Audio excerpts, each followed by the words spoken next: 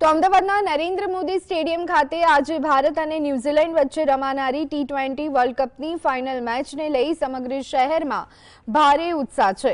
1 લાખથી વધુ પ્રેક્ષકો અને અનેક વીઆઈપી મહેમાનોની સુરક્ષિત અવરજવર માટે અમદાવાદ પોલીસ અને વહીવટી તંત્ર ચુસ્ત ટ્રાફિક વ્યવસ્થા ગોઠવવામાં આવી છે। ફાઇનલ મેચને લઈ સ્ટેડિયમ ખાતે પોલીસ દ્વારા ચાંપતો બંદોબસ્ત।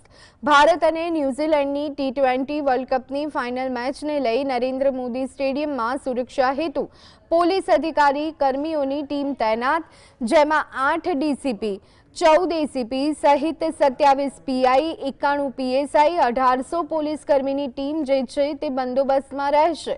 આ સાથે સ્ટેડિયમમાં બોમ્બ ડિટેક્શન અને ડિસ્પોઝલ સ્ક્વોડ અને નેશનલ ડિઝાસ્ટર રિસ્પોન્સ ફોર્સની ટીમ પણ ઉપસ્થિત રહેવાની છે।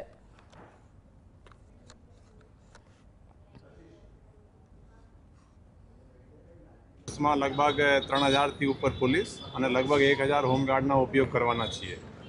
आ वखते अपने थोड़ा होल्डिंग एरिया जे गेट नंबर 1 और 2 पर थोड़ा मेन रोडनी बाजू पर होल्डिंग एरिया राख्या छे, जेथी स्टेम्पीडनी जो शक्यता आम तो अहींया क्यारेक थयो नथी पण थोड़ी और एने ध्याने राखीने राख्या छे। ए फर्स्ट टाइम अपने आ एवी मैच में करी रह्या छीए।